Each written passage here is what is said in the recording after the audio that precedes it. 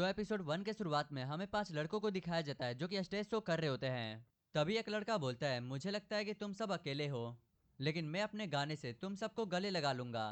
तभी हमें एक लड़की को दिखाया जाता है जो कि उस बंदे को टीवी पे देख रही होती है। और वो लड़की ना उस लड़के के मूव को देख के काफी ज्यादा खुश हो जाती है। वो लड़की बोलती है, मुझे इसको देखते हुए पता भी नहीं चलता कब साल बीत गया और कब साल नया आ गया। तमाकुन सच में एक भगवान है। तभी डैड मदर से बोलते हैं, क्या तुमने इसके लिए उसे कभी रोका नहीं क्या? उस लड़की की छोटी बहन बोलती है, जब दीदी पगलाती है तो काफी ज्यादा डरावनी लगती है। तभी उस लड़की का ब्रदर बोलता है, वो तुमसे कभी मिलने वाला नहीं है तो तुम्हें पढ़ाई करना ही बेहतर है। तभी वो लड़की बताती है कि मेरा नाम ओटागे है और अभी तक मैं अपने आइडल के सहारे जी रही हूँ और इस कारण मेरे परिवार मुझे अजीब नजरों से देखती है। अब इसके बाद हमें उसके रखी हुई थी। आगे ओटागे बताती है कि वो एसएफ का काफी हॉट मेंबर है और उसका हैंडसम चेहरा काफी ज्यादा ओपी है। आगे ओटागे बोलती है, मुझे पूरा यकीन है उसे एक दिन ना तो एक दिन ज्यादा हॉट होने के जुर्म में उसे गिरफ्तार कर लिया जाएगा। इसके बाद ओटागे टमाओ का 2 साल पुराना वीडियो देखने लगती है, लेकिन तभी अचानक से उसके फोन पे एफएस टिकट कॉन्ट्रैक्ट आता है। ये देखकर ओटागे काफी ज्यादा चिल्लाने लग जाती है और बोलती है, नहीं मुझे शांत होना होगा, भाई संभाल लोगी? ओटागे बोलती है, हाँ मैं ये करूंगी, ये सब मुझ पे छोड़ दो। अब इसके बाद ओटागी उस लोकेशन पे जाने लगती है। आगे ओटागी बताती है, मैंने ये पार्ट टाइम हाउसकीपिंग जॉब एक शर्त की वजह से शुरू की थी, लेकिन मुझे इस काम की अब आदत पड़ गई है। आगे ओटागी बोलती है, इस लड़के का नाम भी एकदम तमाही जैसा है। ओटागी सोचने लगती है, कहीं वो यही तो नहीं है। ओटागी बोलती है, ये मेरे सपनों वाली फैन कहानी नहीं है जहाँ पे सब मेरी मर्जी से हो रहा हो। वेल इसके बाद ओटागी उस लोकेशन पे पहुंच जाती है। इसके बाद हमें कमरे का सीन दिखाया जाता है जहाँ पे सब बिखरा होता है। तभी ओटागी कोने में देख के काफी ज्यादा डर जाती है। ओटागी बोलती है, जिस चेहरे को मैं हमेशा से देखती आ रही हूँ उस चेहरे को मैं काफी अच्छे से पहचानती हूँ। इसके बाद हम टमाओ को देखते हैं जो कि काफी ज्यादा घबराया हुआ और डरा हुआ कोने में जाके बैठा होता है। और ओटाई ये चीज देखकर काफी ज्यादा हैरान हो जाती है। ओटाई बोलती है, मुझे बिल्कुल भी यकीन नहीं हो रहा कि ये उसी का घर है। तभी टमाओ बोलता है, मैंने कभी नहीं सोचा था कि मेरे घर में एक यंग लड़की आएगी। उसने मुझे देखकर पक्का यही सोचा होगा कि मैं कितना बेकार इंसान हूँ। वो पक्का अब मेरा पोल खोल देगी। वो अब मेरे बारे में पोस्ट करेगी जिसमें लोल लिखा होगा। और जो मेरे फैंस मुझे सपोर्ट कर रहे थे वो मुझे अब छोड़ के चले जाएंगे। और मेरी जिंदगी काफी ज्यादा कठोर थी, मुझे पैदा ही नहीं लेना चाहिए था। और भाई ये सारी बातें कह के टमाओ काफी ज्यादा रो रहा होता है। ओटागी बोलती है, मुझे बिल्कुल भी यकीन नहीं हो रहा है कि ये वही बंदा है। तो अब नेक्स्ट सीन में हम देखते हैं कि टमाओ अपना साफ सफाई वाला काम करना शुरू कर देती है। ओटागी बोलती है, टमाओ का स्टेज शो होने वाला है तो शायद इस वजह से वो काफी ज्यादा घबराया हुआ है। लेकिन अगर टमाओ घबराहट की वजह से रिटायर हो गया तो मैं क्या करूंगी? पक्का बोल रही हूँ, मैं तो मर ही जाऊंगी। लेकिन मैं ऐसा कभी होने नहीं दूंगी। आगे हम देखते हैं कि टमाओ वहां से जा रहा होता है। तभी ओटागी बोलती है, मैं आपकी 2 साल से बहुत बड़ी फैन हूँ और मुझे खुशी है कि आप पैदा हुए, और इससे भी ज्यादा मुझे खुशी है कि आप सिंगर बने। तभी तमाओ बोलता है, मुझे माफ करना, तुम मेरी इतनी बड़ी फैन हो और तुम मेरी सच्चाई को जानकर तुम अंदर से पूरी टूट गई होगी। मुझे पता है तुम्हें दुख लगा होगा। मुझे पता है मैं अपने फैंस को हमेशा से धोखा देते हुए आया हूँ। ओटागी बोलती है, तुम किसी को भी धोखा नहीं दे रहे। अब आगे हम देखते हैं कि टमाओ कोने में चिपक के बैठा होता है। तभी उसके पास ओटागी आती है और काफी गुस्से में बोलती है, क्या तुम हमारे प्यार को नीचा दिखाने की कोशिश कर रहे हो? और टमाओ उसे देखकर काफी ज्यादा डर जाता है और बोलता है, ये तुम क्या कर रही हो? तभी ओटागी काफी प्यार से बोलती है, टमाओ अब तक का काफी हॉट और महान इंसान है, इसीलिए मैं उसे एक सचमुच का भगवान मानती हूँ। तो चलो मेरे साथ कहो, टमाओ भगवान है। टमाओ बोलता है, हाँ तुमने सही कहा, टमाओ भगवान है। बट तभी बंदा बोलता है, रुको जरा, ये तो मैं ही हूँ। आगे ओटाई बोलती है, मुझे इससे बहुत ही ज्यादा हैरानी हो रही है, तुम जैसे हो इससे भी उल्टा रोल करने का चुना है।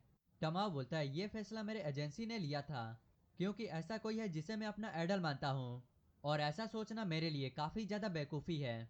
और मैं दुनिया के हर इंसान को मुस्कुराते हुए देखना चाहता था, बिल्कुल वैसे ही जैसे उन्होंने किया था। लेकिन मेरे जैसे उदास चेहरे वाले को देखकर कोई कैसे मुस्कुरा सकता है? ओटागी बोलती है, इसकी फीलिंग असली है इसीलिए लोग इससे जुड़ पाते हैं। आगे ओटागी टमाओ से बोलती है, तुम बिल्कुल भी चिंता मत करो, तुम असली टमाओ हो। तभी टमाओ अपने पास्ट के से बोलती है, हमें तुम्हारी असली शक्ल की बिल्कुल भी जरूरत नहीं है। और ये सोच के टमाओ काफी ज्यादा डर जाता है। आगे टमाओ बोलता है, मैं अचानक से काफी ज्यादा फेमस हो गया, लोग मेरे बारे में तरह तरह की बातें करने लगे और मुझे इस चीज से खुद पर शर्म आ रहा था। कभी कभी मन कर रहा था कि मैं ये सब छोड़ के कहीं दूर जंगल में रहने चला जाऊं।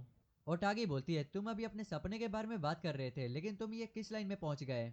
और अगर तुम्हें खुद पे भरोसा नहीं है तो मैं तुम्हारा तब तक साथ दूंगी जब तक तुम्हें खुद पे भरोसा ना हो जाए। तो प्लीज मुझे तुम्हारी मदद करने दो। तो अब नेक्स्ट जहाँ पे हम देखते हैं कि ओटागी टमाओ के लिए खाना बना रही होती है। ओटागी बोलती है मैंने तुम्हारे फ्रिज को खाली देखकर काफी ज्यादा हैरान हो गई थी। ओटागी बोलती है तुम प्रॉपर खाना तो खा रहे हो ना। तमाओ बोलता है मुझे माफ करना, मैं ज्यादातर बाहर का ही खाना खाता हूँ। मैं बहुत ही ज्यादा बेकार इंसान हूँ और ऊपर से कचरा भी फैलाता हूँ। ओटागी बोलती है मेरे कहने का मतलब वो नहीं था। मैं इस बात से हैरान हूँ कि तुम ऐसी डाइट में काफी अच्छा गा लेते हो। टमाओ बोलता है लेकिन मैं घर पे आके काफी ज्यादा थक जाता हूँ। ओटागी बोलती है तो अब से मैं तुम्हारे लिए खाना भी बनाऊंगी। आगे ओटागी उसे खाना टेस्ट करने के लिए देती है। तमाओ सोचता है क्या ये खाना में कुछ मिलाकर मुझे मारना तो नहीं चाहती। ओटागी बोलती है क्या हुआ लो ना। तभी तमाओ फटाक से उठा के कोने में जाके खाना शुरू कर देता है। और भाई खाते ही ना तमाओ का रिएक्शन थोड़ा चेंज हो जाता है। और तभी तमाओ ओटागी के ऊपर कूद जाता है। तमाओ बोलता है ये बिल्कुल मेरे पसंद का है, क्या मैं सब खा सकता हूँ। और ओटागी वहां पे काफी ज्यादा शर्मा जाती है। तभी हम देखते हैं कि अचानक से तमाव नॉर्मल हो जाता है। तुम आगे ओटागी हाँफते हुए बोलती है लगभग तुम मुझे मार ही दिए होते। तुम अचानक से बिना बताए वर्क मोड में चले गए थे। तमाव बोलता है मैं इन दिनों इतना बिजी हूँ कि मेरा ऑन ऑफ स्विच बिगड़ गया है। तभी तमाव वहां पे गिर के बेहोश हो जाता है। तो अब नेक्स्ट सीन में हम देखते हैं कि तमाव बेड को अच्छे से कर रही होती है। तभी तमाव वहां आकर उससे बोलता है कि मुझे फैन क्लब के लिए घर पर सेल्फी लेना है। लेकिन एक बहुत बड़ी प्रॉब्लम है, मैं घर पे वर्क मोड में जा ही नहीं पाता।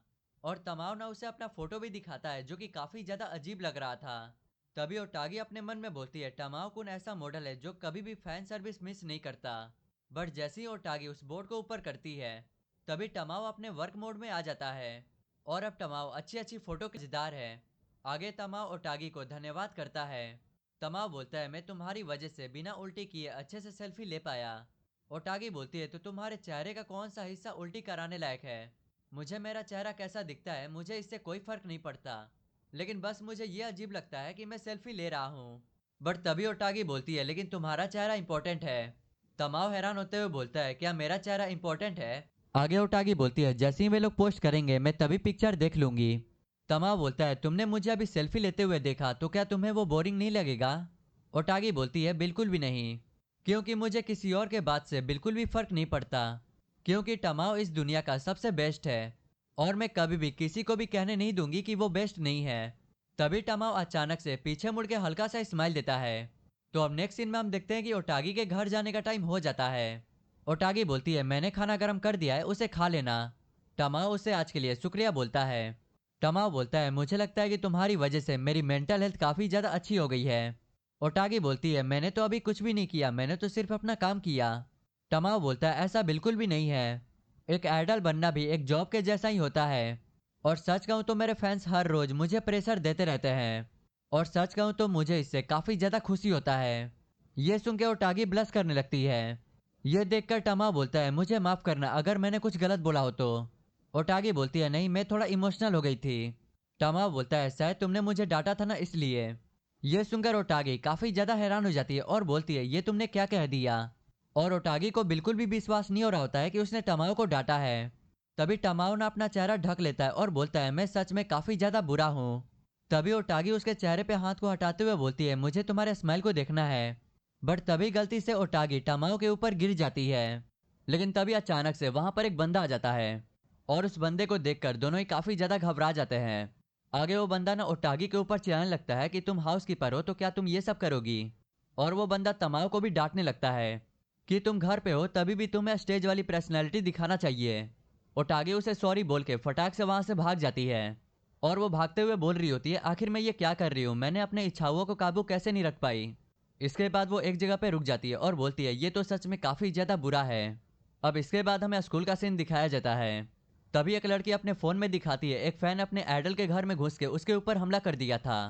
और ओटागी ना उनकी बातें ध्यान से सुने जा रही होती है। तभी एक लड़की टमाओ के पिक्चर दिखाते हुए बोलती है इस महीने के पिक्चर आ गए हैं। तभी ओटागी कल के बारे में सोचने लगती है कि टमाओ अपने घर पे एक जॉम्बिज के जैसा रहता है। तभी ओटागी नीचे गिर जाती है और वो बोलती है मैं उसके बारे में बिल्कुल भी भुला नहीं पा रही। और ओटागी को बिल्कुल भी यकीन नहीं हो रहा होता है कि वो उसके प्यार में पड़ गई है।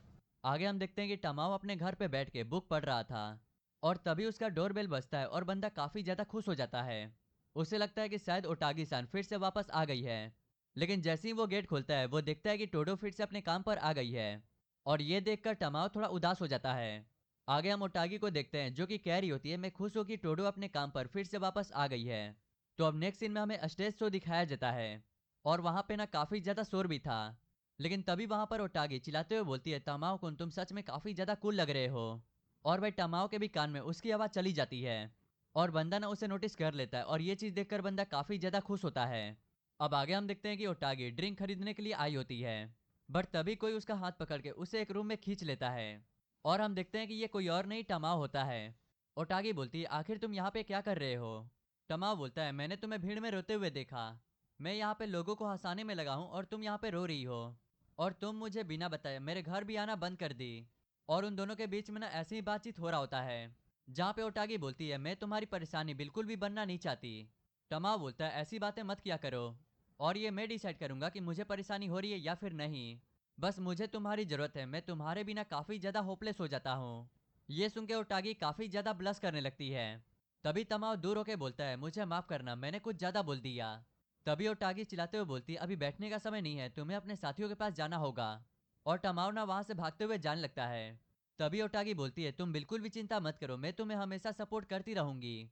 और ये बोल के ओटागी वहां से चली जाती है। लेकिन अगेन हमें फिर से उसे दरवाजे के पीछे दिखाया जाता है जो कि काफी ज्यादा ब्लश कर रही थी। और इसी के साथ यहीं पे ये वाला एपिसोड एंड हो जाता है। और भाई ये न्यू एनिमे का पहला एपिसोड है, तो कमेंट में जरूर बताना कि आपको ये एपिसोड कैसा लगा।